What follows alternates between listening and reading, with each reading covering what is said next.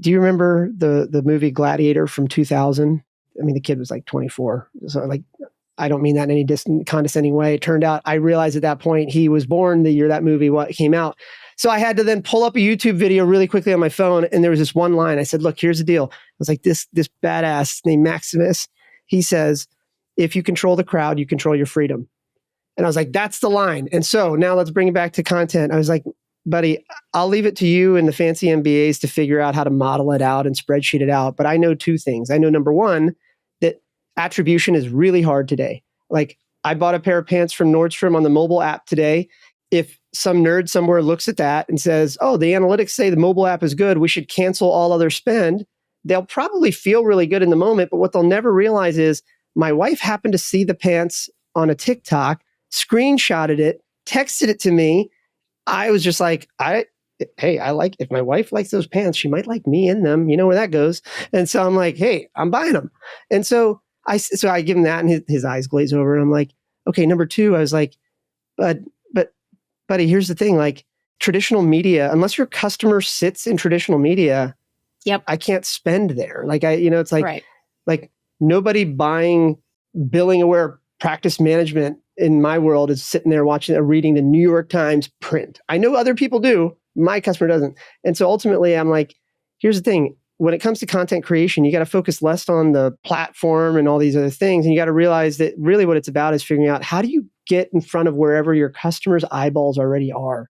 I think what's really interesting is you and a lot of the successful creators, like if I were to just lump all you guys in together, the macro thing that I think is really, really fascinating is that the patients that we all serve are aging in. Like, yeah, there's a lot of talk about other patients aging out of things, whether they, are deceased or whatever.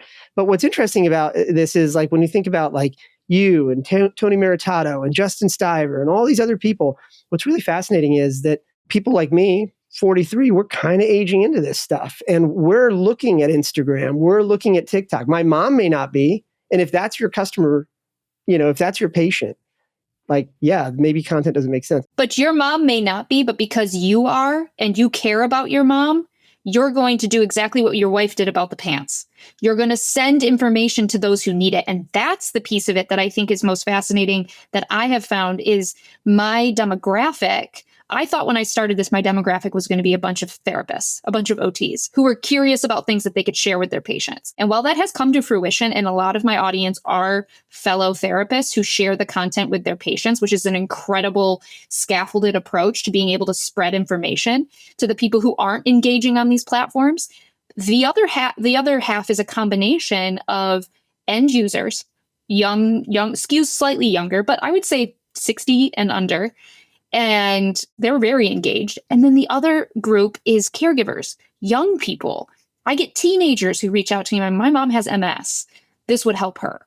And I realized, like, social media is the bridge between the caring part of the equation and the receiving part of the equation for so many, especially in the younger generation, who are just taking in information like little sponges and bringing it to those who can use it, whether those people are utilizing the social media platforms or not. So I think it's kind of narrow-sighted when I talk to other healthcare providers who are like, I don't think my audience is there. And I'm like, you're not thinking about the entirety of your audience.